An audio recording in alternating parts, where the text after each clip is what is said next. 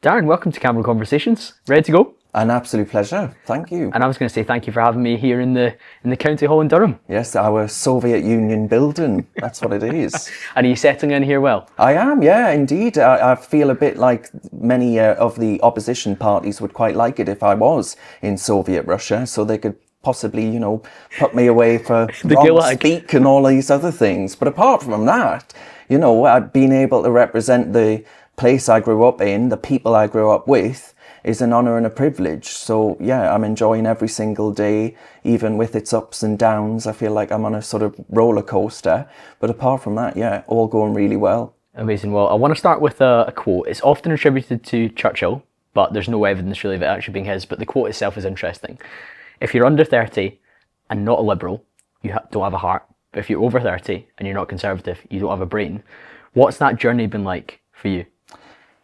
Well, I think I started a little bit earlier than 30, in that journey. But I would say that when I first became politically aware or interested, engaged in my very late teens, I started to think about what I was personally, and I assumed in an act of teenage rebellion that I was the total opposite of my mother's politics. Well, I'm not. I'm very much the same as her politics, and she is now the vice chair of this council. We signed her up as a paper candidate. She wasn't meant to win, but she did end up winning, and she's thrown herself into the role so much so that she is now representing the council as its vice chair, which is an incredible thing. But thinking about that journey in particular, I assumed that all of the things that I hold dear still to this day, freedom of expression, the right to actually associate with groups that you find like-minded interest and all the rest of it, all of those things, I think, even democracy itself, are under attack by a progressivism that has moved beyond liberalism into this, I think, quite authoritarian new dogma of the age. Now, the way in which I interpreted things at that time was that to be a liberal meant you were in favour of all of those things. Well, look at what the purported liberals have done. They tried to overturn our vote for Brexit that me, my family, my county voted for.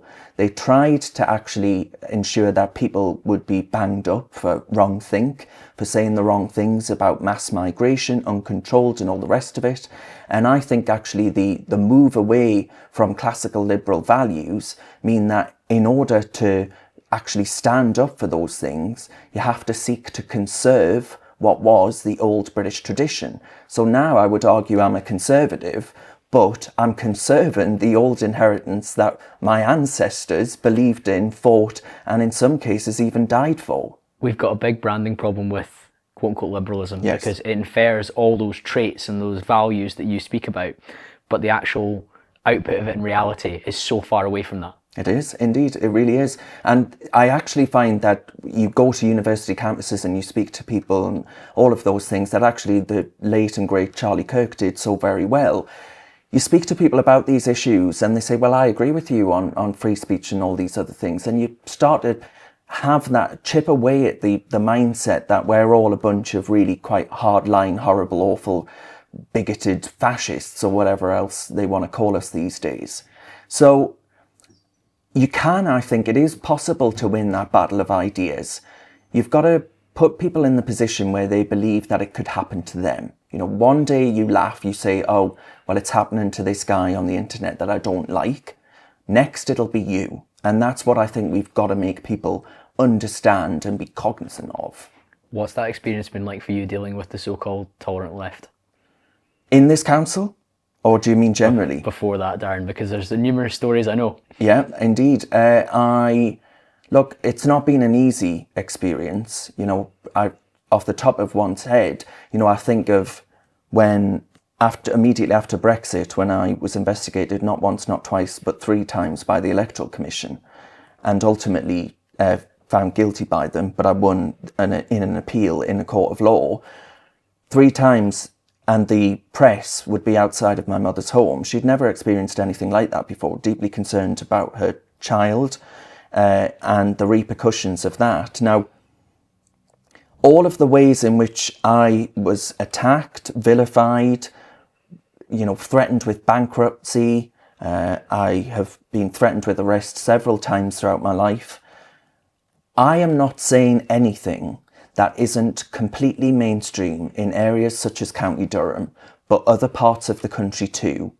The vast majority of the country have at least a recognition that what I am saying has a grain of truth to it, right, and merit.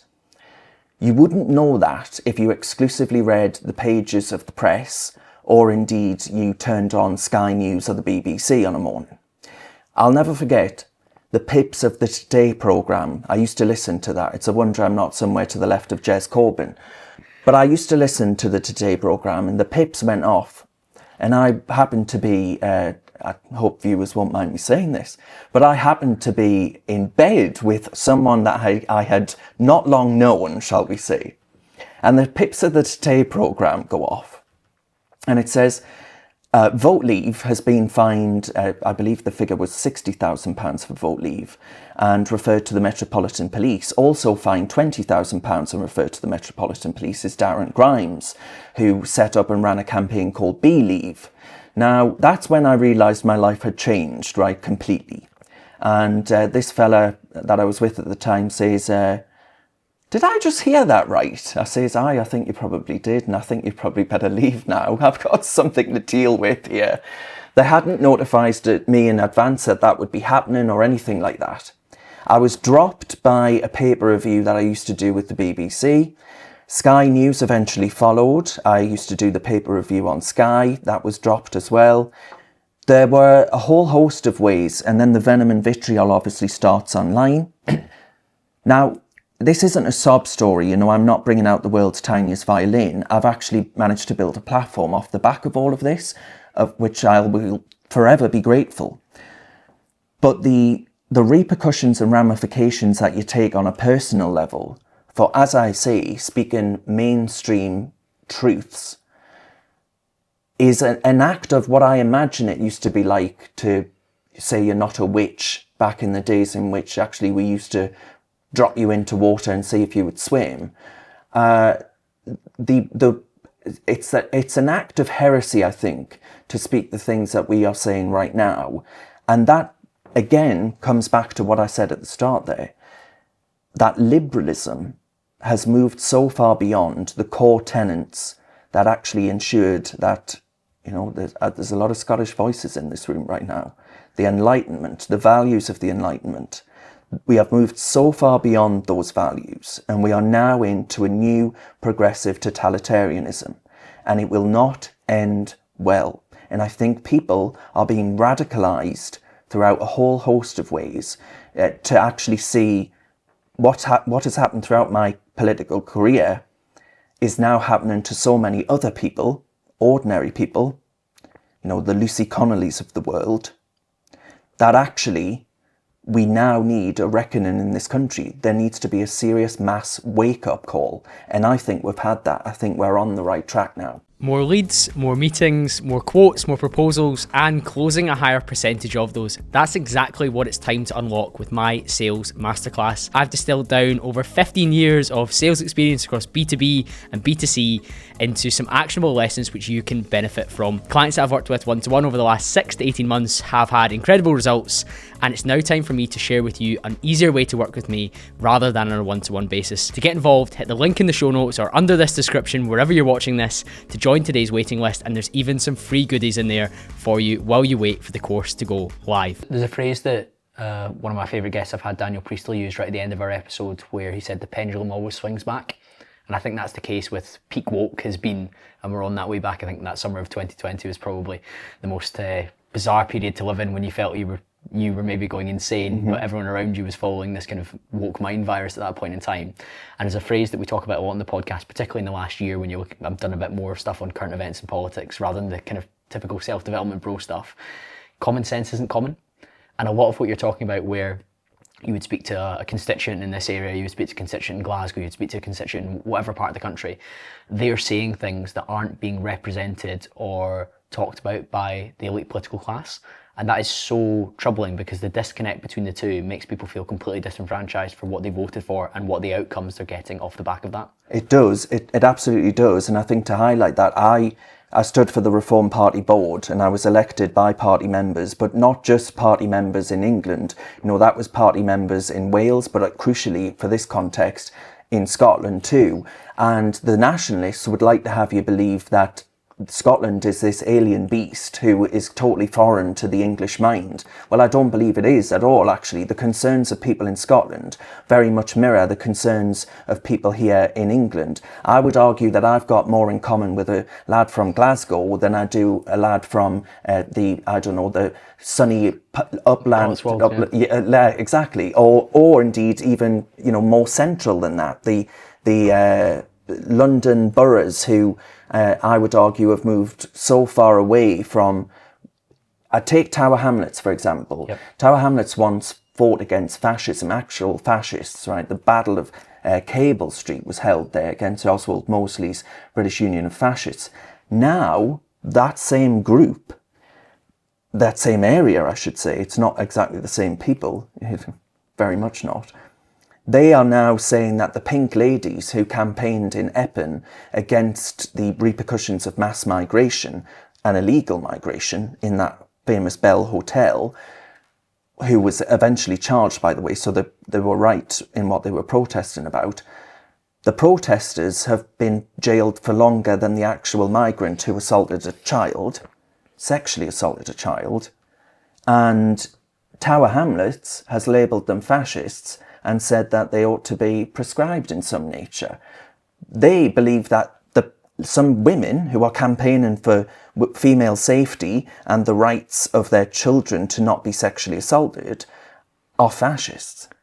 That definition has been so warped, has it not? Yeah, the word carries no weight anymore, does it? It doesn't. And if we're talking about that pendulum swinging analogy, because that example is so egregious, protesters going away for longer than the actual assailant themselves, your middle ground, this kind of famous kind of core vote of people that can swing elections between red and blue previously and hopefully in the future in another direction entirely, you lose them entirely because they just look at that and even without common sense being common, they look at that and they think that cannot be right. That is completely incorrect. Yeah. And it's those people that you need to win the hearts and minds of for the future.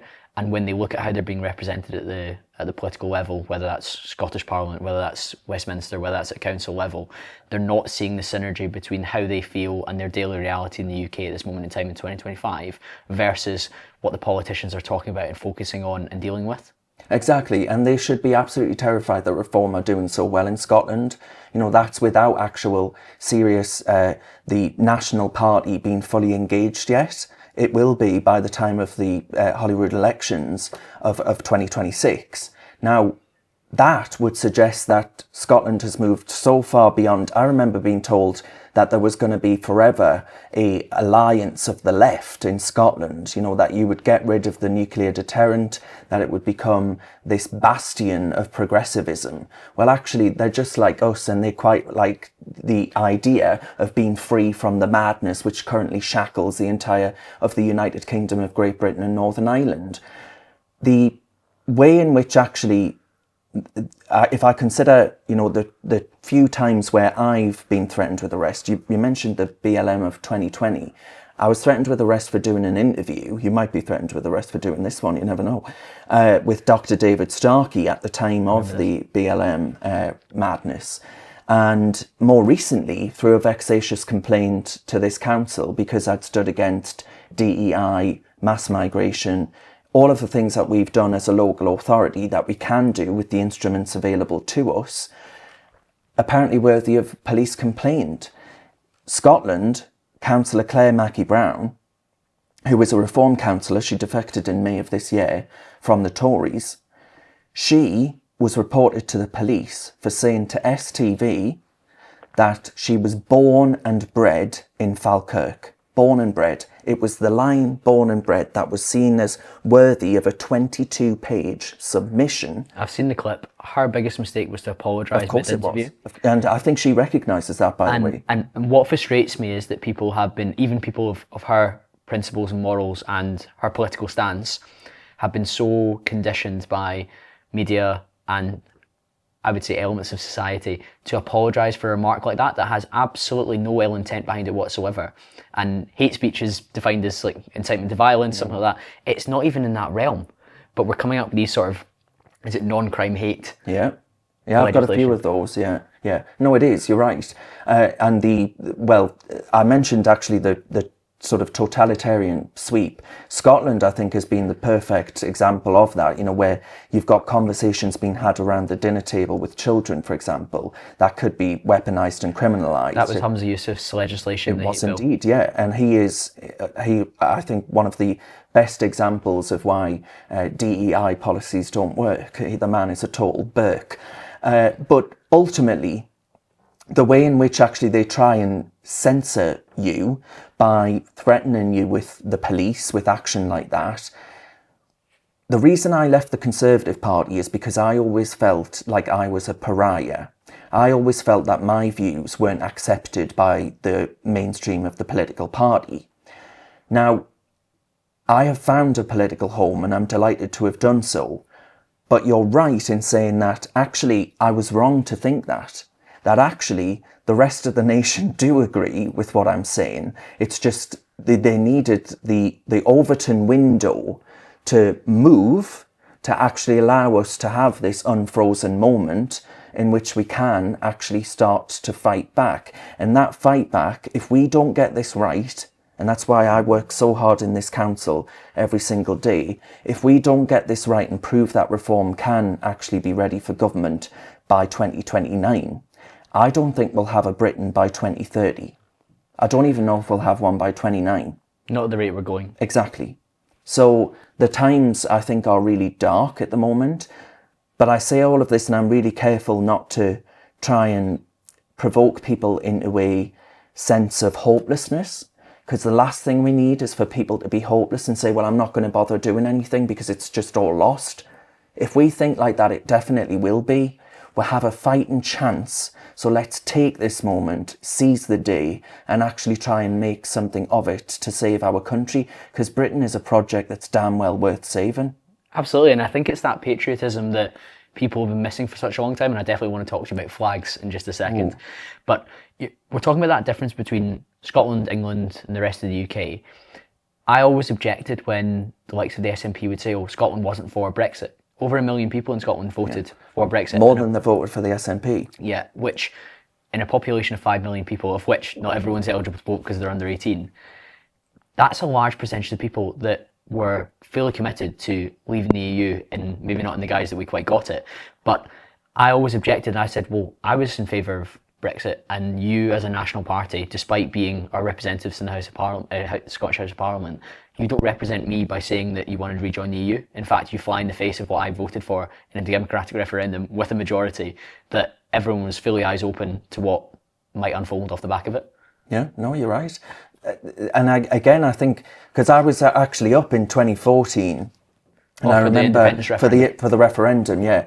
And we've had so many votes recently, haven't we? Oh yeah, very much so. Yeah, the referendums are useful tools, but I think they actually expose a divide that highlights it like never before. And that was, I actually don't think Brexit was anything compared to the independence vote. It split households. It really did. And I was in my last year of studying politics at University of Glasgow. And you could be in a subject about international relations, you could be in a subject about, we had one called social biology and politics, about the increasing number of psychopaths within politics, which was a really interesting module. But the tutorials would always descend into an argument about yes or no. It was that defining an issue, and I think it was incredibly toxic. No, I remember being at there's a bar in Glasgow called Polo Lounge, and I was in there having a little drink, and I got to the top of the stairs, and at the time I was a Tory, so I told this fella, he said, what are you doing up here? And I had been at some event or something like that.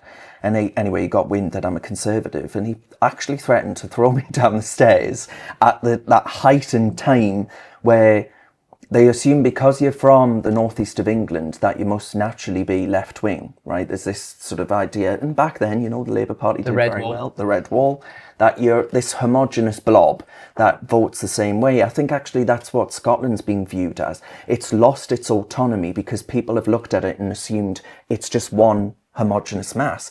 There are actual people in Scotland, and I would just urge people in England to re-engage and take people in Scotland seriously, because there's a reason that reform are on the rise there without much going on. There are great councillors, great activists, but the national machinery hasn't fully kicked in yet. It will. But just to actually take people as they are, understand why what's gone on has gone on. They're on exactly the same journey that we're on here, and by a lot of measures, Scotland is actually quite a small C conservative country. I think a lot more people... There's often blind manifesto tests, and often the Conservative Party would come out on top. However, the legacy of Thatcher is that, and while you might laugh, in my 6th year yearbook leaving school, my middle name is Thornton, but people put Colin Thatcher Campbell because of my politics. Right. So if we're harking back to that quote about if you're under 30 and not a liberal, I was very much not a liberal from that side. Or not a liberal in the sense of today's liberalism anyway. And when you do these blind manifesto tests, a lot of people agree strongly with small c conservative values, but they can't possibly vote for the blue rosette because to be a Tory, as you experienced in the polo lounge, is sin die and is a big issue. In fact, many people I went to university with would have never kissed a Tory like badges on their backpack, and that sort of dehumanisation of a political party and people who vote for them led to a lot of shy conservatives or people who couldn't possibly bring themselves to do it because of the potential, like, oh, Thatcher shut down the mines or she had the poll tax, etc., etc. Reform sheds all of those issues. And there was a politician in Scotland, I'm not sure if he's still about, but Murdo Fraser was proposing rebranding the Conservative Party, and my dad said to me that would be the best thing the party could do in Scotland because people would vote for the policies but not for the party. Reform comes in as a separate entity entirely, speaks the right language, delivers on some of the things that people in Scotland are generally concerned about, but there's not the same stigma of potentially voting for them because it's a fresh slate. Yeah, no, I think there's something to that, and don't forget that the North East experienced exactly the same thing as far as Thatcher's concerned.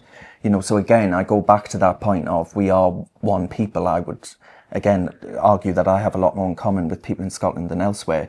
But obviously not all of Scotland, because there are some very wealthy parts of Scotland. I doubt I've got much in common with J.K. Rowling's little mansion up there. But maybe some shared views in the trans issue. Yeah, one or two. Now, all of this, I think, highlights the move that we're on, the positive trajectory, as I would call it. But it also suggests that you get one chance to get things right? I think the Tories got one chance in 2019. I campaigned heart and soul in an area called, where I was born actually, called Consett, which is in County Durham. And Consett went blue for the very first time in its history.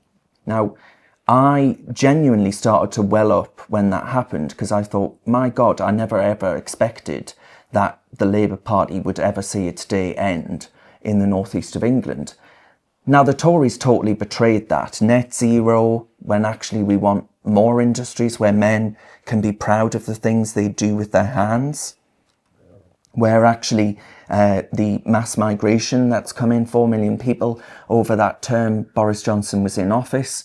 And just on that, Darren, that was legal migration as well. I think people see the illegal migration now and it's so egregious and in your face. We need to remember that Boris brought in 1 million people a year for 4 years in the so-called Boris wave, all of which were low-wage migrants who now bring their families and will never be net contributors to this country as a percentage, which is radically different to controlled immigration, which we're more than happy to have, with people who come here and contribute and become net contributors, maybe start businesses or work in high-paying jobs, rather than what we've done over that period. So that was a total betrayal. I completely agree. It was, yeah, and it's why the party that I'm now in, Reform UK, has stressed the point that we need to actually change the rules so that you don't get automatic qualification for being here for 5 years, because that's going to happen on steroids because of what Boris Johnson did.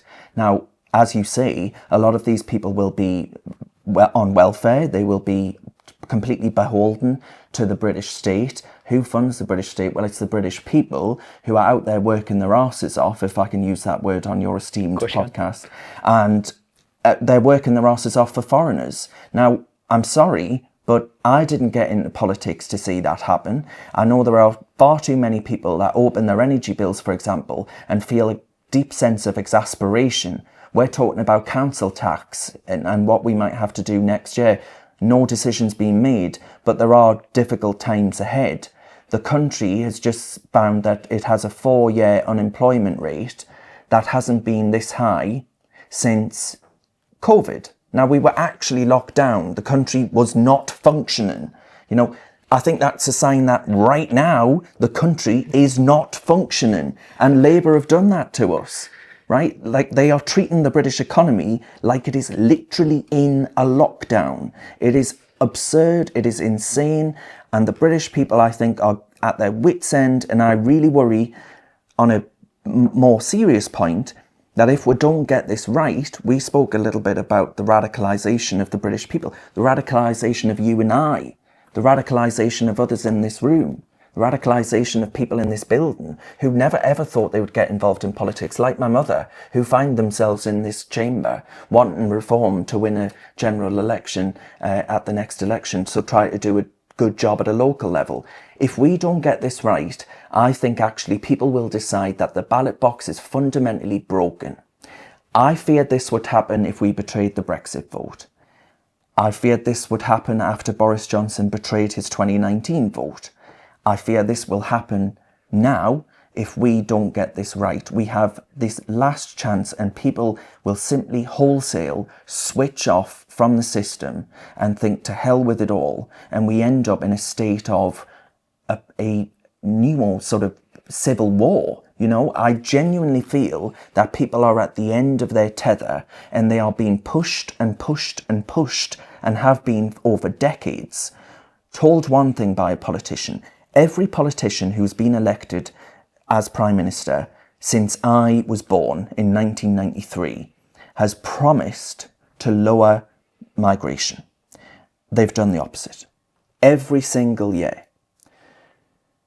So all of these things that have been viewed as radical, these views that have been viewed as radical in the past are now mainstream. And I worry that if we continue that trend and don't manage to release the gas that I would fear is forming within the country, the heat that is emanating from the British people themselves, if we don't find a way to unscrew that valve and let some of that pressure out, it's just going to blow. The term spillover, isn't it? One of my physio friends gave me this analogy when it comes to physical injury. You have a coffee cup. And you've only got so much capacity, and if you keep pouring the hot liquid in, eventually it'll come over the top. And I think if we use that same analogy for the patience and the civility of the British people, we're close to that boiling point or that tipping point where people just say enough is enough. And I think you see it spill over with the likes of after the Southport massacre, you see it spill over after particular events in London. And that is the danger, that if the politicians don't, and I don't want to say appease, but if they don't follow the will of the people, then how can you expect the people to continue to be subservient to the rule of law? No, I agree. And I not for 1 second condone acts of complete vandalism that end up putting a massive bill to the taxpayer, or police officers being injured, or whatever else. It's sadly just an expression of rage. It absolutely is. To point it. And I look at the kids that did this in Sunderland, right? And perhaps Sunderland just resonates more because of its geographical proximity and like-minded, approach to life and politics. But I know for a fact that the kids that got involved in the burning of what was an old police station and things like that, they feel, and actually they feel rightly, that their lives have changed beyond all recognition, not for the better. They will be worse off than their parents, right? They won't be able to get on the housing ladder. They might not even in their old age be able to maintain the same strength of pension as their ancestors have known. The fact that they have to compete in and out with mass migration, undercutting their wages in manual labour jobs, or, well, that is if there are any, because we have an absolutely insane energy policy which precludes energy intensive industry from actually being started in this country. Ed Miliband's a total net zero zealot, isn't he? Oh, he's insane. The man is nuttier than a fruitcake. all of feels these he's on the things. right side of history as well. Oh, Because of he that kind of does. virtue element. Well, that's that Marxist zeal. You know, he has the zeal of a revolutionary. That wouldn't have been amiss back in the days of the USSR. I don't think it's appropriate for modern Britain. Where actually, you know, he would love this building, I imagine. He would say that this building is the greatest design he's ever seen, if only it had some solar panels all over it, or wind farms on the estate outside. Which we couldn't use for energy. Exactly. A fraction of the year anyway. No, well, certainly not in County Durham. You know, we're not exactly Costadale, wherever. But all of those ways in which actually their lives are so much worse than their parents. And what do you do if you know you are of the view that people that rail against this democratically are told that they are racist, are told that they are bigoted, are told that they are swivel-eyed loons, all of these things where they may even lose their jobs for voicing opinions on these matters? If you fundamentally feel that democratic debate and expression of your view, which is lawful and, you know, you are absolutely at liberty to have, what do you do next? And we are closing down the avenues for them to actually show an expression of disdain for what the establishment have done in this country over many years. So again, I go back to that, we need to release the pressure. I don't know about coffee cup, but I'd say it's more like molten lava at this point, you know? Yeah, it's boiling over, definitely. It is. My journey into self-employment recently and growing the podcast has been fueled by Newtonic, and so can your ventures too. A caffeine-based drink, but with so much more nootropics and other adaptogens in there to really fuel your focus and your performance. I've been drinking the drink since they got released back in 2023, and I cannot recommend them highly enough. If you want to fuel your focus and kick on in whatever your pursuit is, whether it's podcasting like me, whether it's sales coaching, whatever it is you're turning your hand to, this will fuel your gains. Hit the link in the show notes for newtonic.com and use the code Colin10 for 10% off your first order. I spoke to UK financial commentator and author Andrew Craig recently on the podcast, and interestingly, somebody did a mega thread on Twitter and he got an introduction to Rupert Lowe, which I think will be interesting because I think people like this need involved in politics down the line. And one of the clips from the episode went a bit mad on Instagram, and we were talking about the concern that Reform box themselves in as a single issue party on the immigration issue, because while it's important and it's so in your face, we really want to make sure that Reform have a suite of policies which will tackle the issues. How would you reassure somebody that maybe sees Reform through only the immigration lens? So the work that Richard Tice is doing, again, focusing on the net zero issue, it does matter to the economy, because actually if we don't have a functioning energy market, then we cannot have industry in this country. You can't even have, you know, pensioners living at home who aren't worried about turning up their thermostat during the depths of winter, especially somewhere like County Durham. People quite often don't believe me when I say that actually, because we are so hilly in this county, that actually the snow looks a hell of a lot worse than it does anywhere else. The way in which actually the focus on what national insurance has done to not just workers, right, up and down the country who may well have lost their job as a consequence, which they obviously have, because look at the unemployment stats, but the way in which actually it's putting a burden on local authorities such as this one. We have a care emergency in this country where costs of special educational needs children is going through the roof. Now that's an expanded definition which is blowing up, right, beyond all recognition. When you and I were young, there was not the same number or level of support being applied to these children and them needing special support from local authorities. We are quite literally, as a entire local government apparatus, and I'm not just talking about County Durham, teetering on the edge of bankruptcy because of this one problem, right? And politicians, hands and ears, don't want to talk about it. Reform will talk about those issues. They will say that actually the expanded definition of everything to do with mental health, that's meant that, and I'm not saying this is for all children, by the way, there are some children who obviously need catered support, which actually helps them, who could not function in a mainstream school.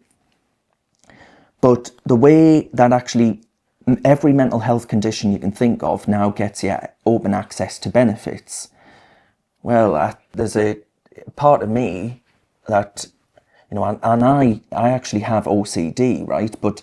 And during lockdown, being locked in a little room on your Todd in London, I was in London at the time, well, let's just say, went around the twist a little bit. I don't mean being sat in my room, doing a little samba or something, but just totally could not function without human interaction. And I had no idea I was that kind of person, right? I thought I could lock myself away for days and not be bothered. It took the environment to understand that about yourself. It did indeed. The experiment, so to speak. And it was an experiment, believe me. Yeah, it very much was. I felt like a guinea pig of some nature, and a guinea pig that wasn't doing too well, demented around the wheel. But those issues, fine, I get that some people at some points in their lives do really struggle, and I mentioned that because I did at that point. I had to take myself away for a little bit until I was fine again. That's fine.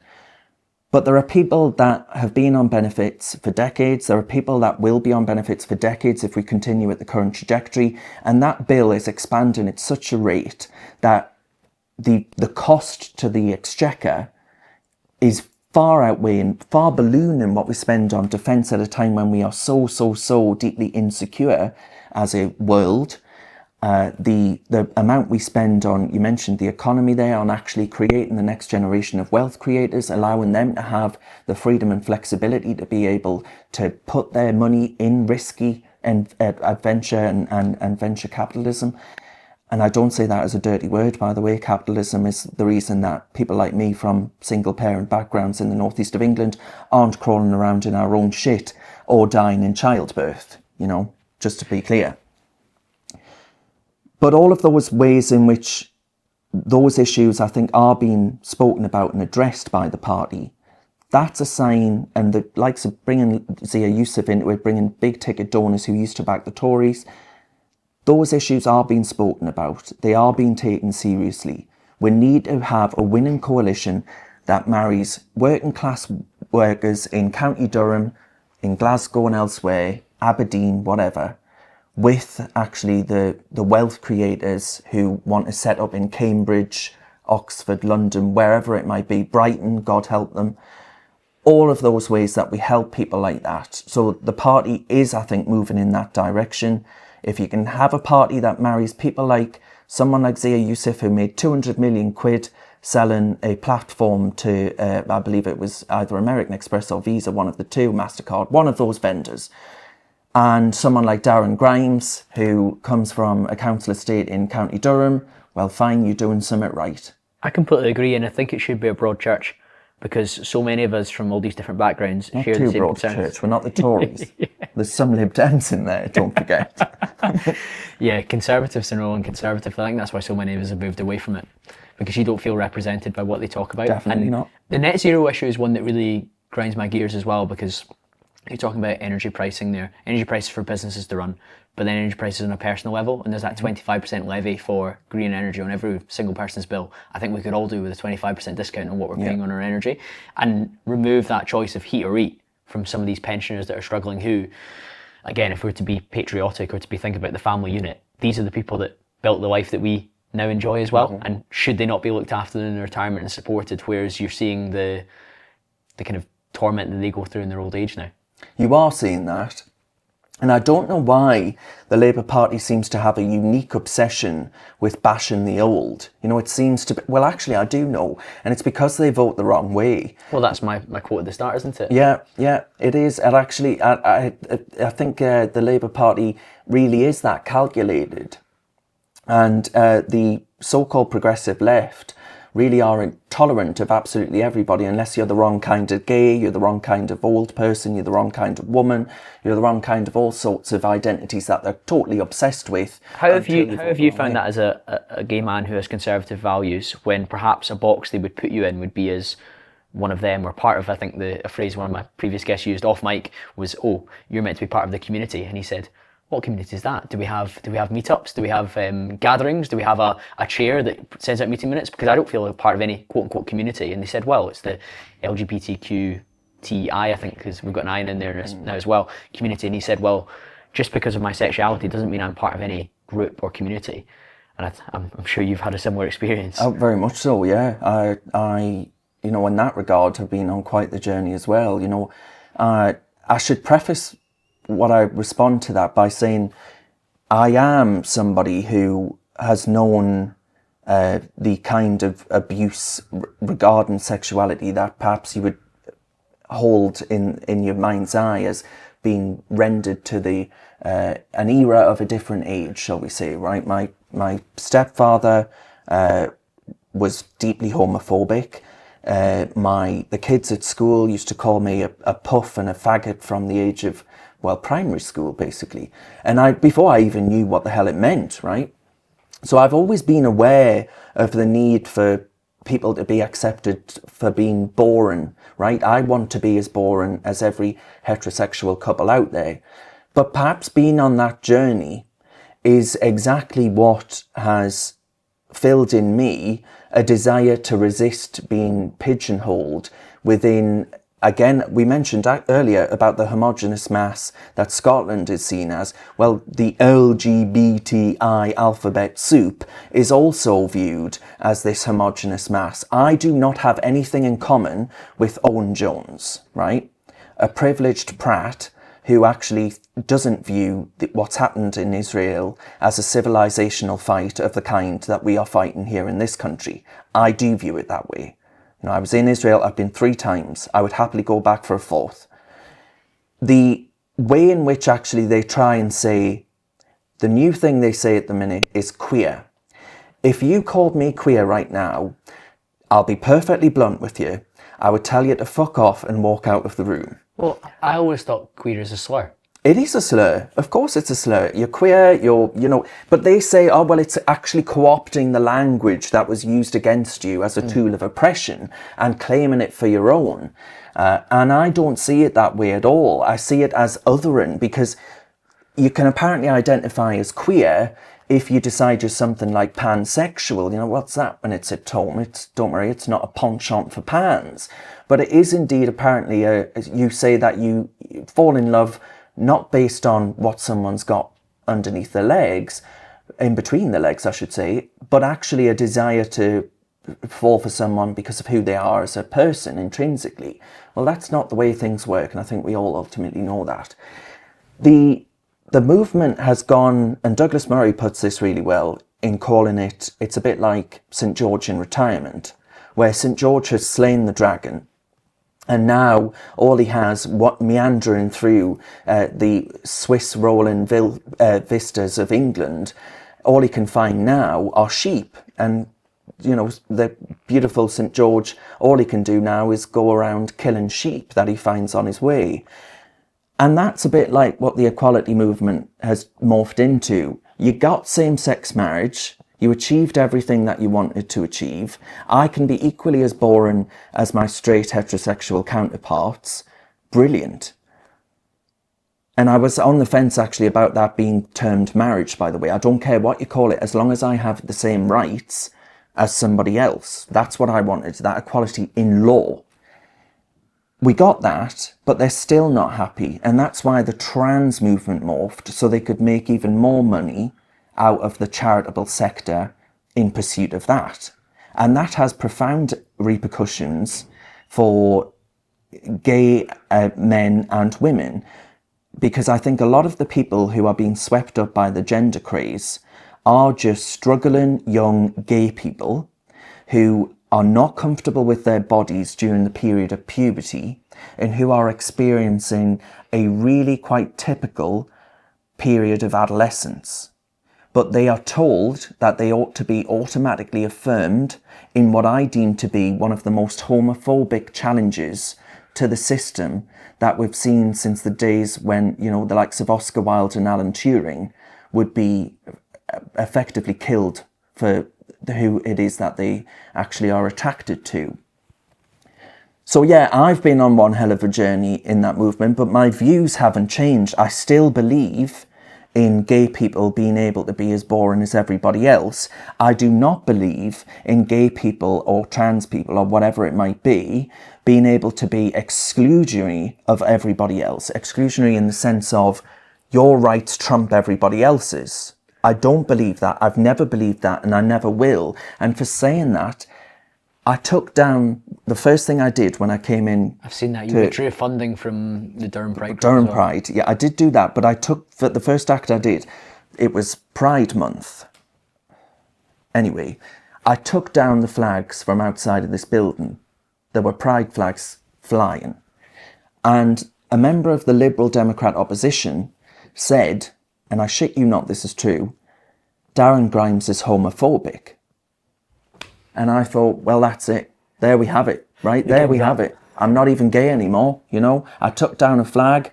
I've never spoken about flags so much as I have over the past year. You know, I'm absolutely ran ragged with flags. I've got flags coming out of my ears. But I found it absurd. And I just thought, I think actually most open-minded people listening to this debate would hear a Liberal Democrat say that and think you are neither Liberal or Democratic, and your head is so far up your behind that I hope it smells nice up there. I really do. To dig into the analogy from Douglas, which I had written down because I know you really like that analogy about St George and retirement, you feel like the quote-unquote battle with the dragon was won for equality through same-sex marriage, to be viewed as equal and as equally boring as anyone else regardless of their sexual proclivity. But now they're going on and on these little crusades in areas that don't warrant the effort or the focus on them. Mm-hmm.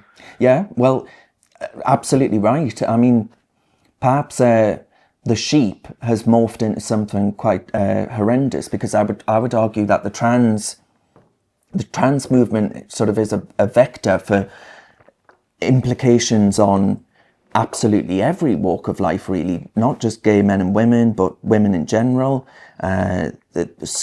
children's education. It's all a form of that, what's been able to permeate throughout society, which is the Marxist, I would argue, indoctrination of the education system and the takeover of the education system. Famous socialist Gramsci had the long march through the institutions. Mm-hmm. I think that march is completed. I think it was very successful. If you look at the blob, which is the civil service, big reason we didn't get Brexit was because of who's in the civil service.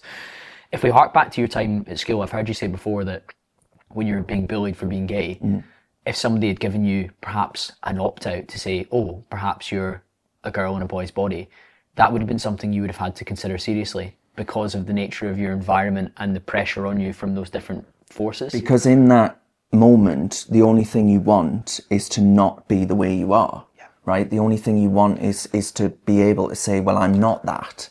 So everything just stops. That makes me so uncomfortable, because that is basically the Iranian approach where the family can't accept their child as homosexual. Yeah.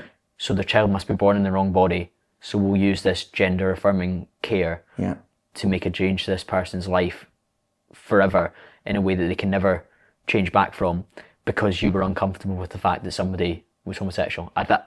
It's so unacceptable. And for the UK to adopt an approach in line with the Islamic Republic of Iran, which is one of the most extremist sects of Islam in the world, how can we be in this position and think it's virtuous or just or the right side of history? It's sick. It is sick, because the word care, you know, you think of Mother Teresa looking after some sick and poorly orphans. You don't think of chopping someone's breasts off and telling them that they'll be happy as Arthur, not Martha. Well, they won't be happy. Actually, in years to come, they'll look back at their lives, they'll look back at their breastless body and feel a deep sense of regret for what they've been allowed to happen to them. I was going to say what they've allowed to happen. It's not that, actually. They're children. They're children, and they're not in a position to make that decision. They can't legally, consensually have sex until they're 16, but they can have these surgeries, there's hormone blockers, and these massive changes to them when their brain's not fully developed either. And as the Cash report showed, a huge number of kids with neurodivergence, autism, somewhere on the spectrum, being railroaded by these ideologues in the likes of the Tavistock Clinic, which was thankfully found to be operating way outside of its scope and way over its skis. It's so troubling, and I think, speaking to people now in politics like yourself, previously obviously a social commentator, it's reassuring to have somebody that is speaking the language of the general population, in stark contrast to what we're talking before, where the elites aren't representing the views of the average man on the street.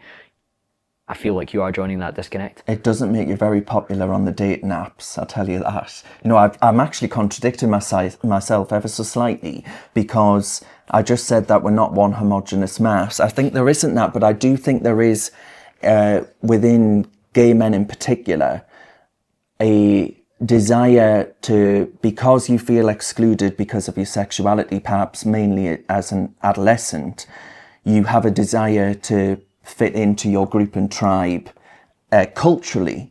So that means adopting the zeitgeist of the moment. Well, the zeitgeist of the moment is not Darren Grimes, I think it's safe to say. The zeitgeist of the moment would be the drag queens who are out there. It would be, you know, people like the Owen Joneses of the world.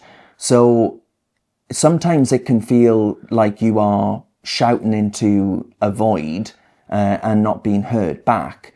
But I know that my cause is just. I know that my own experiences in life have led me to this moment, and I'm intensely grateful. Experience. My lived experience, yes. If I can adopt the leftist, yeah, I am indeed, yeah.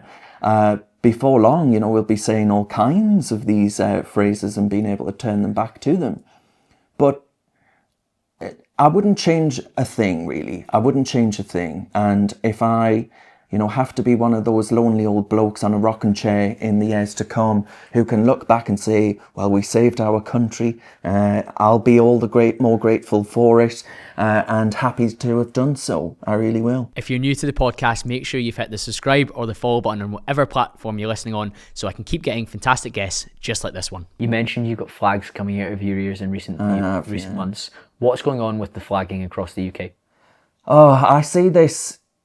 You know, when we were first elected, so in May of this year, I came in, and as I say, the first thing we did was put in place a rule that said you can't fly any other flag but the county flag, the English flag, and our nation's flag.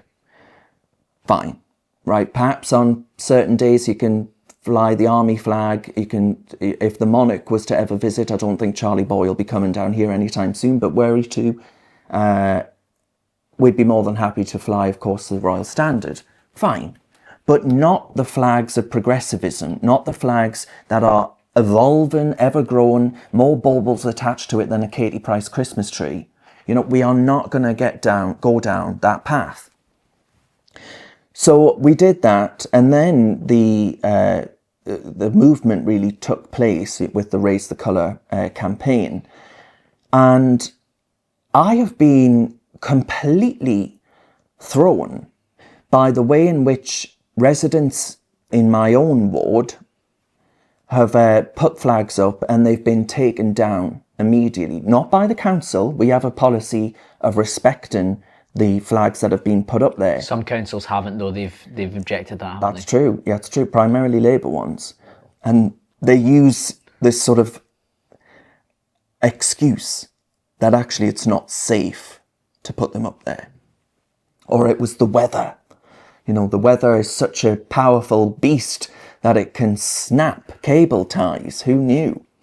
But the movement is triggered, I think, by ordinary decent people who, as I described earlier in the example I used of Sunderland, those kids in Sunderland, who feel that their voice simply isn't heard. It isn't respected at the ballot box. They feel powerless. And the simple act of raising their own flag to say, this is ours, we represent the views and values behind this, as our ancestors did. You know, on my side of the family, there was a Peter Grimes, and people can look this up, who was killed on the first day of the Battle of the Somme. Can you imagine if I went back in time and I says, here, Peter, nice to meet you, mate. Did you know that you died so that women could chop their breasts off, men could chop their penises off, call themselves men and call themselves women, so that we could have mass migration, so that actually we could say that everyone coming here that doesn't share our views, values and culture from primarily Muslim countries illegally will be able to come, no questions asked, and get bed, board and benefits. and that actually ultimately the British people wouldn't be heard at the ballot box. Are you happy with all of that, Peter? Do you think Peter would turn around to me now, here and now, a lad from County Durham, first time he ever went abroad was to France to die? Do you think he would have said, yeah, I'm really grateful to have done that? I don't know the man from Adam, but I bet my bottom dollar he wouldn't say yes. You know, it is a grotesque distortion of progressivism. There is no progress attached to this. There is only decline. And it's moral decline, it's a decline of our nation's morale, and all of these things. So I see the flag movement as a simple act of non-violent political protest. And you see in the divides between those who attack the flags and say, as many Labour MPs have said, that this is a symbol of a rejection of those who've come here. It is racist. It is Britain in the throes of fascism. Nonsense. Ridiculous. It's patriotism. It is. And we should be proud to be British. And one of the key terms that I always associate with some of these Labour MPs or some of the SNP that talk about this is self-loathing. Why do they hate our own country so much? Would they say that if the Saltire was being... Interestingly, some working class areas in Glasgow that I drive through, Maryhill, Drumchapel, Saltires, all up along the lampposts. My dad said to me, these people are angry and they're upset. And this is their show, not necessarily of anger, but of patriotism, that they're proud to be from where they're from. They're born and bred. Born and bred, don't say that. They say that. I'll be getting the police out. And if we take back our flag in the way that we have, and we show it with pride, and we stand behind the fact that we're British, we're Scottish, we're Northern Irish, we're Welsh, we're English, that is so important. And people should be encouraged to do that. And if we had a bit more national pride, and a bit, when I use the pride word, there we go. If we use that not in a sinful way, that we really lean into that, then I think the country would be in a better spirits, be better energy, and if I use a really spiritual term, a better frequency of energy around everyone. We would all feel a bit more uplifted. We'd maybe work harder for the cause. But these MPs, they almost feel ashamed to be British. They're like, oh, but we had an empire, and you're like, oh my goodness, were we still bringing that up? Like, Britain civilized the world, for goodness sake. Exactly. And their view of history and their view of our current state and our managed decline which we're going through, it's so at odds with what we should be feeling and what we should be talking about. It is. And, you know, I've actually broken all records here in County Durham, because I am the councillor who has received the most complaints on record. Now, maybe I'll get the most complaints ever on the podcast. Maybe you will, maybe you will. I'll get complaints off the back of this, no doubt. But the one thing I find that is most disconcerting is the way in which people who are not even from County Durham will register those complaints because they're so upset with what I would deem to be a call for us as a county to be able to celebrate a little bit more civic pride and civic nationalism. Now, I don't think that that's an inherently dirty word. I think that actually, for all the reasons that you've just mentioned, the social fabric of the country, the cohesion, the way in which we all interact with each other, want to help each other, aren't disparate groups, that's all merged and meshed together by being as one under the flag. That banner is so incredibly important. You know, I mentioned Peter Grimes there, but my grandfather, the only time he went abroad was when he did his national service under the Durham Light Infantry in Korea. And he served between 51 and maybe 50 to 52, which I believe the war ended in 52. But he would tell me the stories of how lads from County Durham would come back home to a street where he was brought up, and he would hear howls in the night. Howls, you would assume there was a banshee, you know, on the street. And it would be the mothers crying out for the kids that they'd either lost in World War II or indeed in Korea. And lads from Durham, like him, like my brilliant late grandfather, who were also down the pit, you know, they've had plenty of opportunities where they could have died. He was so immensely proud to have gone out there and done that. Why is that? Well, it was because he was fighting for the values that he deemed the Union Jack to represent, right? The values of freedom, the values of democracy. Now, Korea, at the south at least, is a beacon and bastion of commerce, of technology, of democracy even. And he managed to achieve that. He never ever went abroad ever again. He could have lost his life. He knew people who did lose their lives. But a lad from County Durham was proud to have done that for the very reasons that he knew what that flag stood for.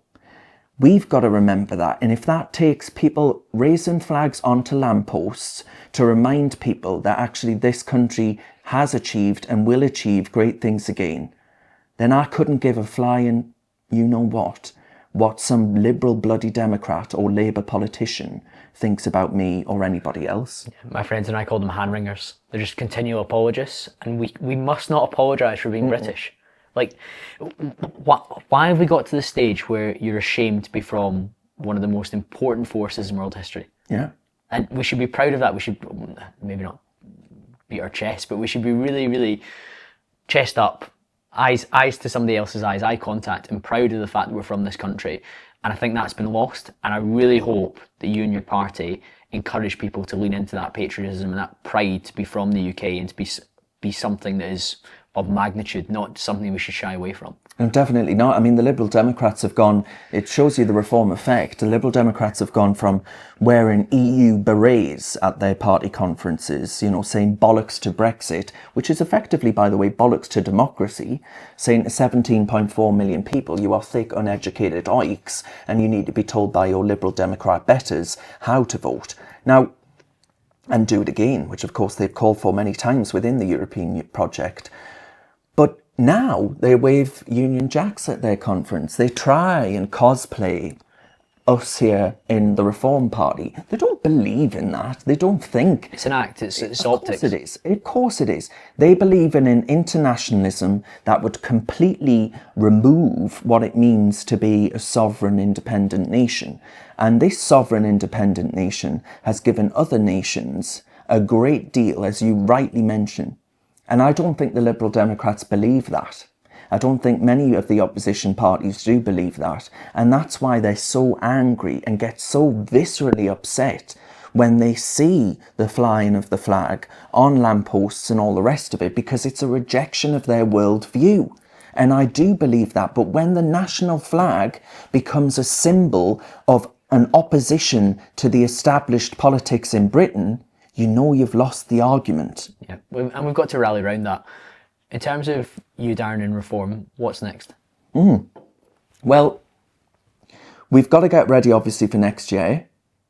That's going to be a key test of where we are electorally. There's obviously Scotland, but there's also Wales, and there are a host of English councils up too that were denied a vote because of some changes to the setup, going from different kinds of authorities and all the rest of it. Fine. But they're up in May. And that will be the key test of whether or not the polls are right. The polls tell us that Reform is doing incredibly well and has held pretty steady, pretty stable. That word actually reminds me, do you remember when Theresa May used to say strong and stable every 2 minutes? And she was about as strong as stable as a... She said a lot of odd things. She did, piece of IKEA. She said she's proud to be woke. Oh, do you remember dear. that? I do remember that, actually. But that's called trying to be an appeaser. Yeah. And that didn't work well for Neville Chamberlain, so it certainly didn't work well for her. It didn't. We must not appease the woke might virus. No. That is part of the reason we're in this shitstorm we're in. I agree. And we won't get into my views on the C-19 period, but a long part of the reason that was perpetuated and things like vaccine passports were murmured was because of the adherence up until that point. And if you appease the nonsense and the totalitarianism, they will continue to march us closer and closer towards this. I've genuinely blocked out the whole coronavirus period in my mind, so much so that when you said C-19, I thought you meant Conservatives 2019, not COVID-19. Yeah, it was. Both bad periods, both incredibly, again, to co-opt another word from the left, triggering. So there we are. Giving me PTSD. I'm so woke. But we need to be ready for all of those challenges. We need to prove that we can, when we win on authorities, that we can deliver for people, that we can bring about change. And I certainly think on councils such as Durham's, we just had a peer review where other councils come in to look at what we're doing as an authority. And since May, we've been in since May, we got a clean bill of health. They said that actually what we're doing is great and continue doing what we're doing. Hunky-dory, happy days. We have to prove that we are safe and reliable for government in order to be ready to save this country. We have a duty, a patriotic duty, to get this right. No squabbling. You know, you mentioned Rupert Lowe earlier. I think he's got some great views, but we haven't got time for it. We have Ben Habib as well with Advance, and I really wish we could unite the right, because we're going to need it. Well, I'm afraid that, you know, a lot of your viewers may well disagree with this and send me angry emails, but I think actually too many egos spoil the broth. And I don't know about Advance UK, but you know what, there's a word that I've started calling it, and maybe it's not all fair to say it on your podcast, but I have a deep sense of, I have to be careful how I phrase this, not anger, but I feel a deep resentment towards people that don't get the seriousness of the times. Someone like Ben Habib and Rupert Lowe can afford to take the financial hit of moving out of Britain if everything goes absolutely tits up. We do not have that luxury. Many of us, most of us in this county, most of us in this country, we don't have that position. So I don't think we've got time for the squabbling. We don't have time for the egos.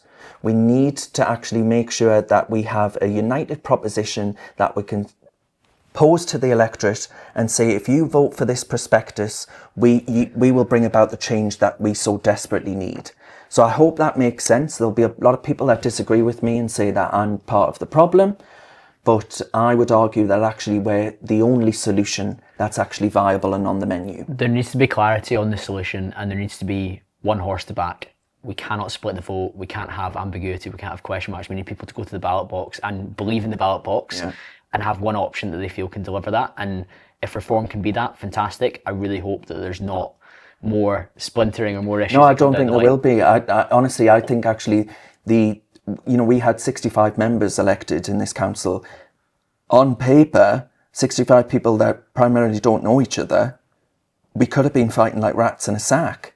But actually there's been a desire to show that cohesion and united front around our set of ideas, because there is a recognition of how important it is to get this right. Yeah, the mission supersedes it. It does, of course it does. Of course it does. Darren, really enjoyed today's conversation. Hope you have as well. If the listeners want to continue the conversation with you, where should they head towards? www.darrengrimes.com. That's what you need. Beautiful stuff. Thank you, Darren, and thank you to the listener. I'll be back to speak to you again very, very soon.